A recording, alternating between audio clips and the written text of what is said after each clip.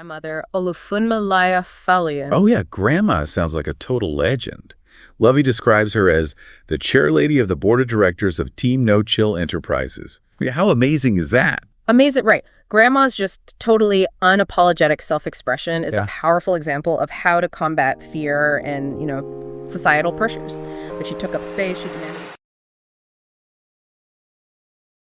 Welcome to Witter. Who Has Time to Read? The podcast that brings deep dives for busy minds.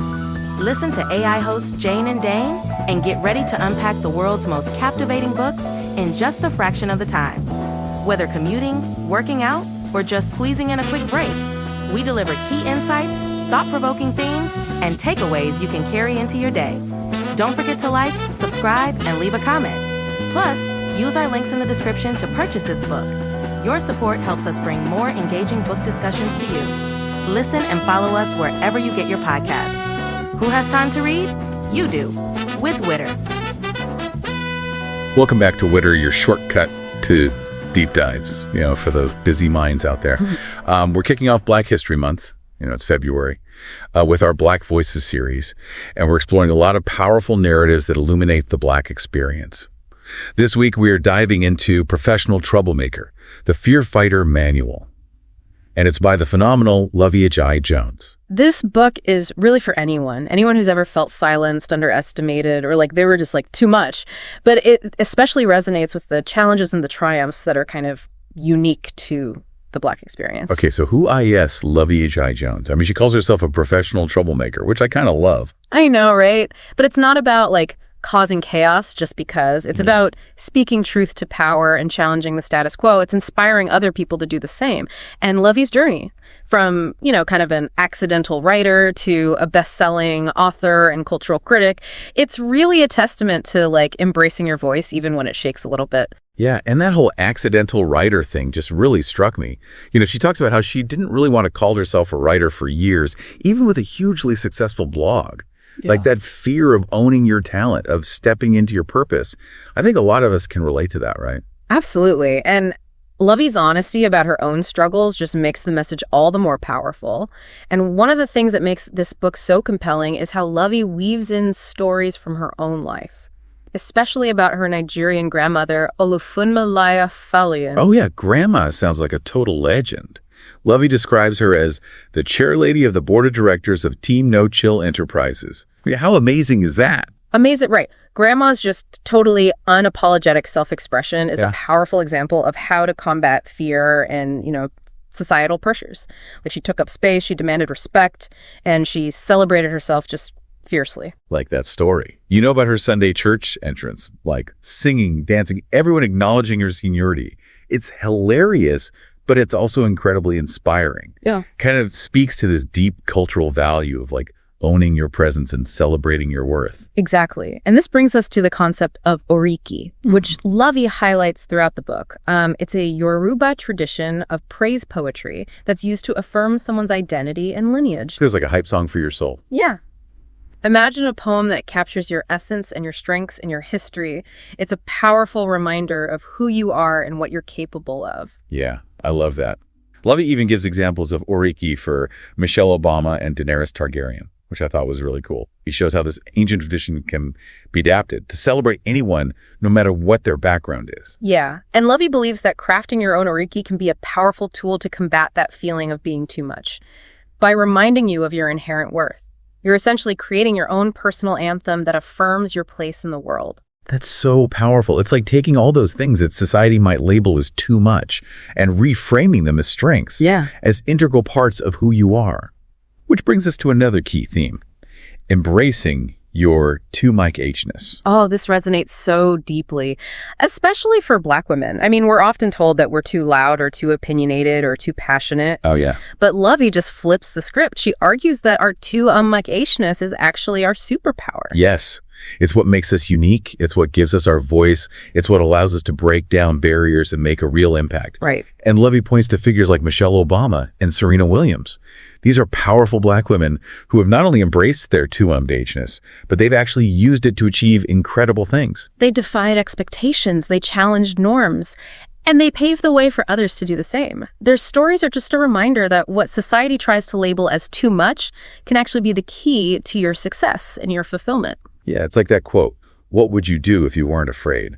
Luvvie's whole message is about pushing past that fear and stepping into your power. But she also acknowledges that it isn't always easy, especially when speaking truth to power, which can come with some, real consequences. Oh, absolutely. Luvvie shares her own experience of facing backlash after a controversial tweet, and it highlights the unique challenges that Black voices often face when they speak out, like the risk of being misunderstood, or even misrepresented, or even punished for just expressing your truth. Yeah, it makes you think about the weight of those words. The courage it takes to speak up, knowing that you might face criticism or hostility. Yeah. But Luvvie's point is that we can't let fear silence us. We have to learn from our mistakes and hold ourselves accountable and keep using our voices to challenge injustice even when it's risky. Yeah, and that leads us to another crucial part of Luvvie's message, the importance of setting boundaries. She's a huge advocate for protecting your energy and your mental well-being, both online and offline. You remember that anecdote about her not liking hugs? Oh, yeah. It's hilarious, but it makes a really profound point. I love that part. I'm not a hugger either. And it was so refreshing to hear someone talk about the importance of honoring your personal preferences, even if it means going against, societal expectations. Yeah, it's about recognizing that it's okay to say no to things that drain you or make you uncomfortable, even if it means not being perceived as nice. Because sometimes nice can be a trap. That keeps us from speaking our truth and setting healthy boundaries. So true. It's about prioritizing your well-being and recognizing that you deserve to protect your space and your energy. But on the flip side, Luvvie also emphasizes the importance of building a supportive community, having people in your corner that lift you up and encourage you to be your authentic self. Exactly. She talks about all the different types of friends that we need in our lives, like your day ones who have been there through thick and thin, and your professional pals who connect with you on a career level, and mentors who offer guidance and support. And then your true blues, those ride or die friends who always have your back. It's like building your own personal squad, each member bringing their unique strength and support to the table. It made me think about my own support system and how lucky I am to have people who champion me and challenge me and remind me of my worth. It's a powerful reminder that we don't have to go it alone. We can lean on each other, celebrate each other's wins, and help each other navigate those inevitable challenges that life throws at us. And throughout the book, Luvvie weaves in these fantastic insights about Nigerian culture, which adds such richness and depth to her message. I love how she connects her grandmother's lessons to broader cultural values. Like the art of haggling. She talks about how her grandmother was a master negotiator, always pushing for the best deal, and she compares it to negotiating a salary or a speaking fee, reminding us that we shouldn't be afraid to ask for what we deserve.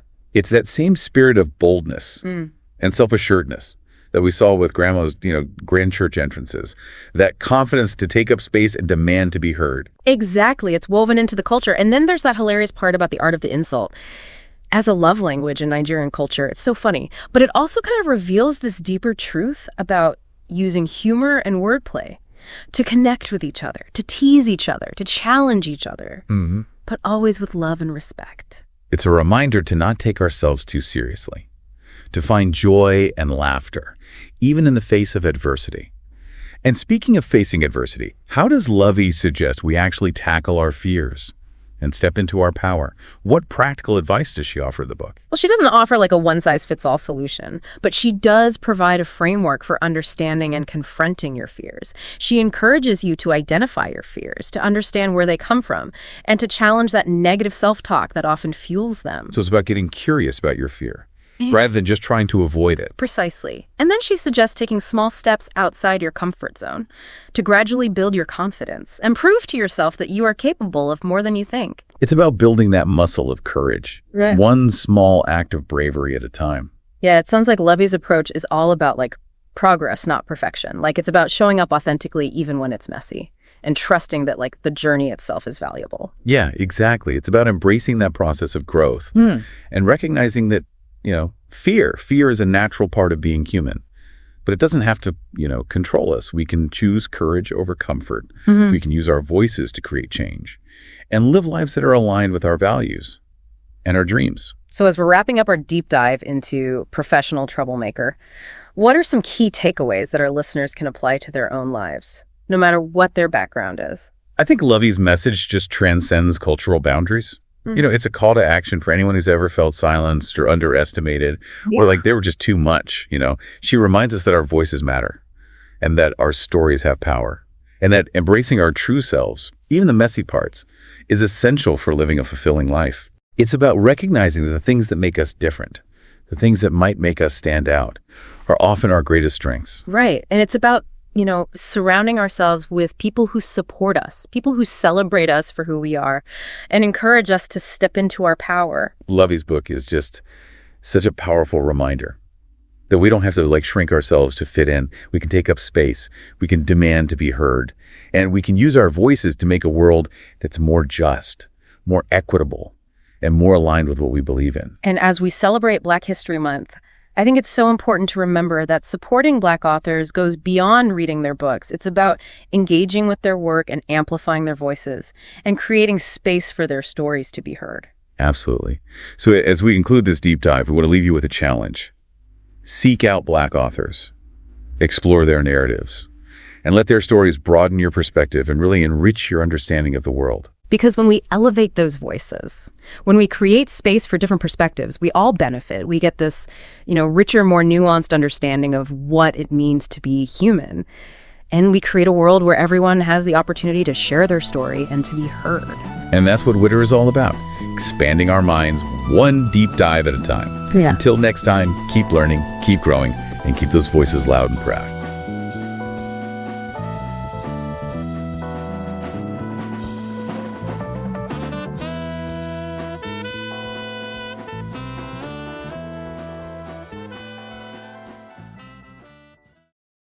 Thanks for listening to Witter, Who Has Time to Read, produced by One Media.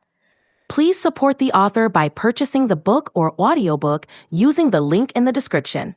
It's a great way to help keep the art of writing alive. And stay in the loop. Subscribe to our newsletter for updates on weekly deep dives. And don't forget to share your thoughts or suggest our next deep dive at witterpodcast@gmail.com.